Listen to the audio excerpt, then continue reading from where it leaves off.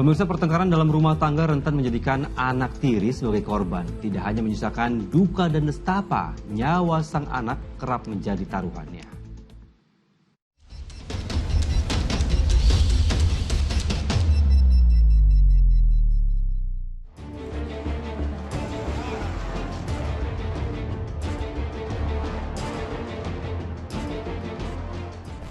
Maraknya kekerasan orang tua terhadap anak sambung menyuburkan anggapan anak yang tumbuh dalam keluarga tiri berpotensi merasakan ketidakamanan. Seperti yang menimpa bocah 6 tahun di Pesanggerahan, Jakarta Selatan bernama Alvaro Kiano Nugroho yang baru-baru ini jadi sorotan publik. Hilang sejak 6 Maret 2025, bocah yang tinggal bersama kakek neneknya itu ternyata diculik dan dibunuh oleh ayah tirinya. Jenazahnya dibuang tersangka ke bawah jembatan Cilalai Tenjo, Kabupaten Bogor, Jawa Barat. Ketika ditemukan November atau 8 bulan setelah menghilang, hanya tersisa tulang belulang. Kepastian identitas diperoleh melalui pencocokan DNA dan gigi. Sang ayah tiri yang ditetapkan jadi tersangka sempat hadir dalam prarekonstruksi yang digelar polisi. Kendati kemudian ia meninggal dunia di ruang konseling Polres Jakarta Selatan, polisi tetap melanjutkan penyidikan. Cemburu buta pada mantan istrinya yang merupakan ibu kandung korban jadi pemicu motif penculikan yang berakhir dengan tewasnya bocah berusia 6 tahun tersebut. Ya, sejak menikah pada Desember 2023, ibunda korban kerap dicemburui tersangka yang tak segan melakukan kekerasan.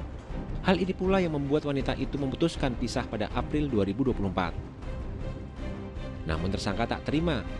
Bahkan sesungguhnya, ancaman penculikan atas Alvaro pernah dilontarkan tersangka 3 bulan setelah pasangan itu berpisah.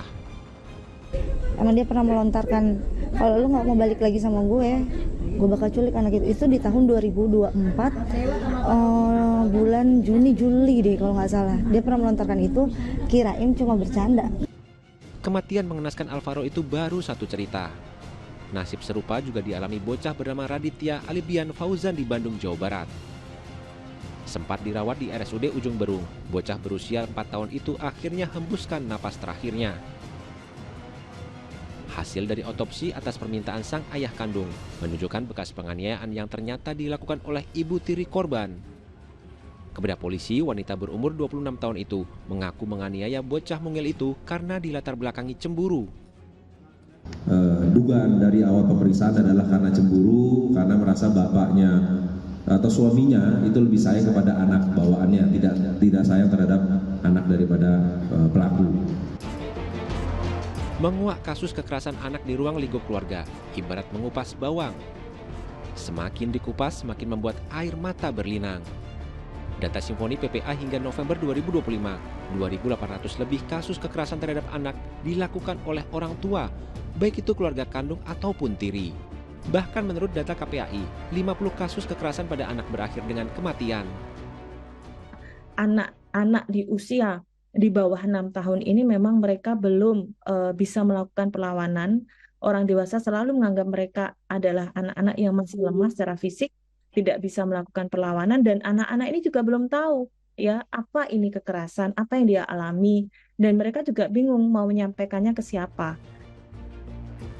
Patut diingat, tak semua keluarga tiri memperlakukan buruk anak sambung. Namun ketika bonding atau ikatan emosional belum terbentuk, ini berpotensi membuat anak tiri jadi sasaran pelampiasan emosi. Ketika bondingnya belum terbentuk, maka si orang tua sambung ini merasa ya tidak memiliki ikatan batin untuk melindungi si anak ya, atau bisa juga konflik dengan pasangan ini yang menimbulkan tadi kekerasan kepada si anak tirinya begitu. Namun penting untuk menetapkan batasan antara anak dan orang tua tiri demi mencegah anak jadi korban kekerasan dalam konflik rumah tangga. Anak bukanlah objek yang bisa diperlakukan semena-mena menanggung derita dari konflik orang tua. Tim Liputan melaporkan.